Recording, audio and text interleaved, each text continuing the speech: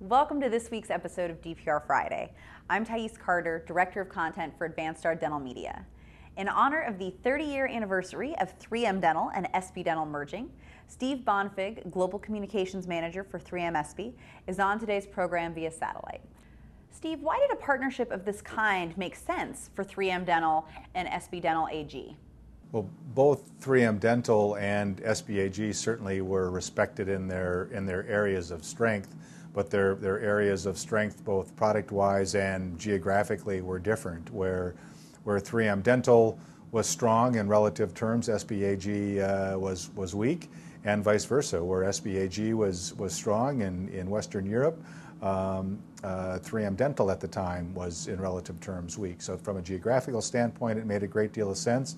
And also from the aspect of product lines and technologies, ESPE AG clearly a leader in impression materials and was beginning the development of the Lava brand CAD/CAM platform, where 3M Dental was really a leader in composites and cements, and also brought a lot to bear on the technology of zirconia materials that fit well with the CAD/CAM equipment that was being developed under the Lava platform in Germany.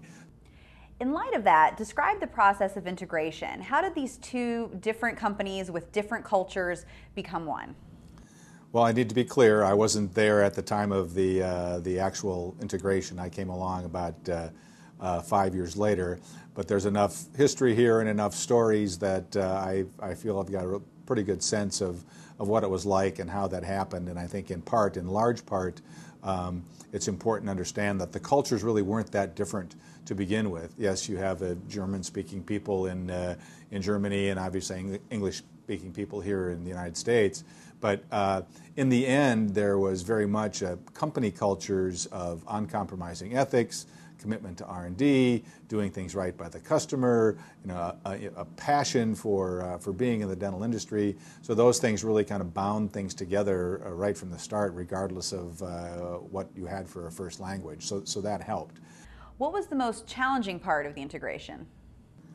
I would say the most difficult part, and that's not uncommon to any combination of two fairly good-sized companies, is you have a lot of stuff. You do have some things that overlap. You do have some things where one company is stronger than another.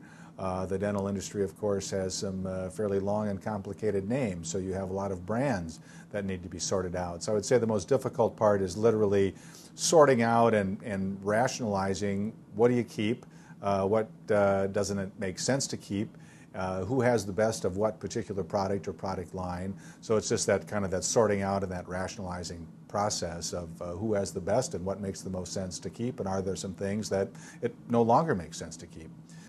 Steve, thanks so much for being on the program today. And with that, we are out of time. For more on the latest products and industry news, don't miss DPR Friday next week and every week. Thanks for watching and have a great weekend.